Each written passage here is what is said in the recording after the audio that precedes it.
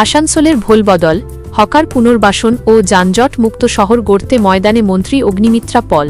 আসানসোল শহরকে আরও সুন্দর ও তিলোত্তমা করে তোলার যে প্রতিশ্রুতি রাজ্যের নগরোন্নয়ন মন্ত্রী অগ্নিমিত্রা পল দিয়েছিলেন তা বাস্তবে রূপায়িত করতে তিনি যে কতটা তৎপর তার প্রমাণ মিলল আরও একবার। কথার ফুলঝুরি নয়, বরং কাজের মাঠেই এখন ঘাম ঝরাচ্ছেন মন্ত্রী। আজ আসানসোল বাজার এলাকায় এক ম্যারাথন পরিদর্শনে আসেন তিনি। শহরের যানজট সমস্যা দূর করা এবং হকারদের রুজিরুটিতে আঘাত না করে কিভাবে তাদের সুরক্ষিত স্থানে পুনর্বাসন দেওয়া যায় তা নিয়ে প্রশাসনিক আধিকারিকদের সাথে দীর্ঘ আলোচনা করেন তিনি। একই সাথে যাত্রী সুরক্ষার কথা মাথায় রেখে বাস এবং অটো চালকদের যত্রতত্র গাড়ি দাঁড় করিয়ে যাত্রী তোলার অভ্যাসে হ্রাস টানতে কড়া নির্দেশ দিয়েছেন মন্ত্রী। নির্দিষ্ট স্টপেজ ছাড়া রাস্তা থেকে যাত্রী তুললে কড়া পদক্ষেপের হুঁশিয়ারিও দেন তিনি। মন্ত্রীর এই উন্নয়নমূলক সদিচ্ছাকে সাধুবাদ জানিয়েছে বিরোধী শিবিরও। কংগ্রেস নেতা শাহ আলম স্পষ্ট জানিয়েছেন, অগ্নিমিত্রা পল যেভাবে হকারদের পুনর্বাসন ও আসানসোলের সৌন্দর্যায়নের রূপরেখা তৈরি করছেন তা যদি সততার সাথে বাস্তবায়িত হয় তবে বিরোধী দল হওয়া সত্ত্বেও কংগ্রেস পূর্ণ সহযোগিতা করবে। কারণ সরকারের ভালো কাজের পাশে দাঁড়ানোই গঠনমূলক বিরোধিতার আসল ধর্ম। আপাতত আসানসোলের এই ভোলবদলের মহাযজ্ঞে প্রশাসনের পরবর্তী পদক্ষেপের দিকেই তাকিয়ে রয়েছে ওয়াকিবহাল মহল। দেখেন, আপনারা জানেন কি ফুটপাত সমস্ত যারা বাইরে যারা ভিতরে সমস্ত জায়গাকে সরকারি উদ্যোগ নিয়েছে কি খালি করব। তো আমরা বিরোধী রাজনীতি করি।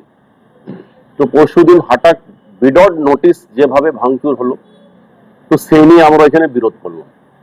বিরোধ করার পর কালকে মন্ত্রীর সঙ্গে আমাদের একটা মিটিং হলো, প্রায় 1.5 ঘন্টা থেকে বেশি আমরা ডিসকাশন হয়েছে। আমরা দেখলাম আমরা বিরোধী মানে এই নাই কি আমরা সব জায়গায় বিরোধ করব, কিন্তু যখন দেখলাম মন্ত্রী সাহেব আমাদের সঙ্গে ভালো করে আলোচনা করলেন, কমিশনার সাহেব ছিলেন, বোর্ড অফ অ্যাডমিনিস্ট্রেটর ম্যাডাম ছিলেন, তো আসানসোলকে সাজাবার, আসানসোলের মধ্যে গোটা রাস্তা ধারে মানুষ চলতে পারবে, একটা ফুটপাথ তৈরি হবে, হাঁটা মানুষ চলতে পারবে।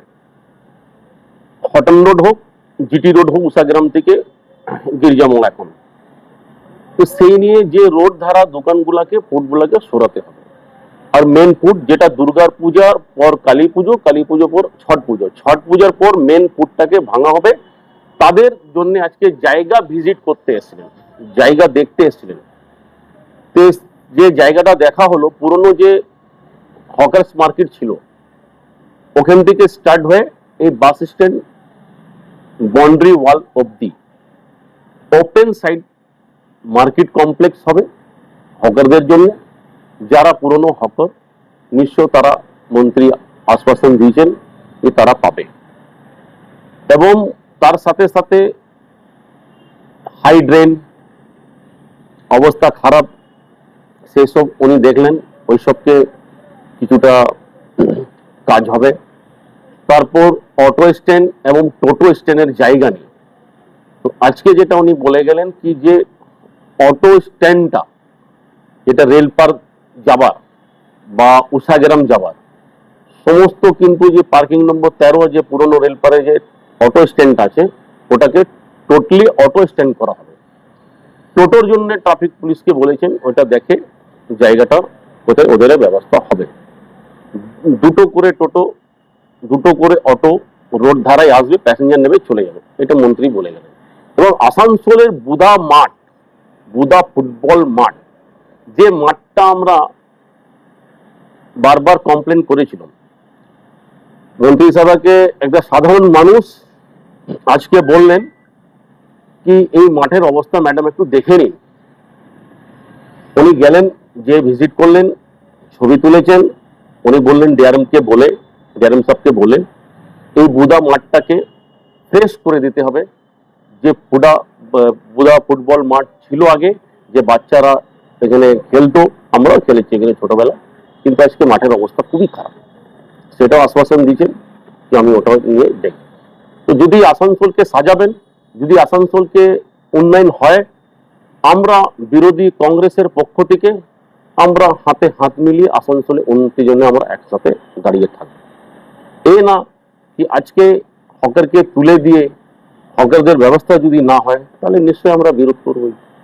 তো এর পরবর্তীকালে যদি হকারদের যেটা দাবি আছে যে এত মাল নষ্ট হয়েছে, সেই পরিবর্তিতে কোনো কিছু আশ্বাসন দিয়েছে? নিশ্চয়ই কালকে একটা লিস্ট করার কথা ছিল, তার মধ্যে দেখা গেল কি 88 লোকের মাল এবং দোকানের জিনিসপত্র ওদের লোকসান হয়েছে।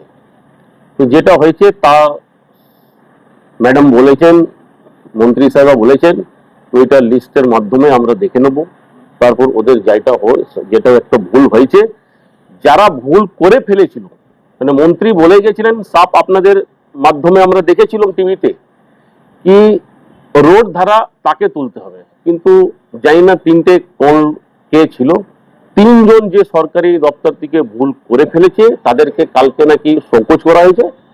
এবার ওনাদের অফিসের ব্যাপার, ওর মধ্যে আমরা নেই, কিন্তু যাদের ক্ষতি হয়েছে ক্ষতিটা ওনারা বলেছেন কি আমরা ওটা দেখব। আপনার নাম করে? শাহ আলম খান।